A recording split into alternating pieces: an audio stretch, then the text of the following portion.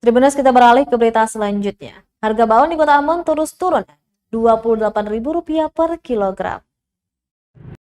Harga jual bawang merah dan putih di pasaran tradisional Kota Ambon mengalami penurunan.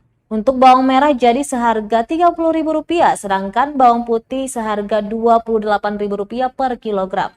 Sebelumnya harga bawang merah maupun bawang putih berada pada harga Rp40.000 per kilogram. Menurut pedagang, turunnya harga disebabkan melimpahnya pasokan bawang di pasaran. Serupa dengan itu, pedagang lainnya mengaku penurunan harga sudah terjadi sepekan terakhir. Lancarnya distribusi berdampak turunnya komoditi andalan dapur rumah tangga itu. Sebagian besar pasokan datang dari Makassar, Sulawesi Selatan. Mereka berharap, para pedagang berharap agar harga bawang terus turun hingga harga terendah.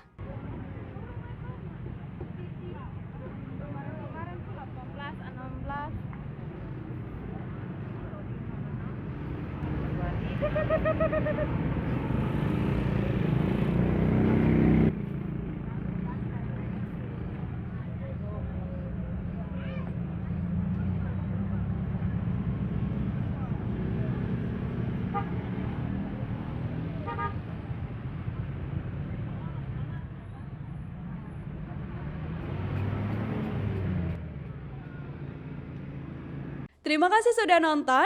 Jangan lupa like, subscribe, dan share ya.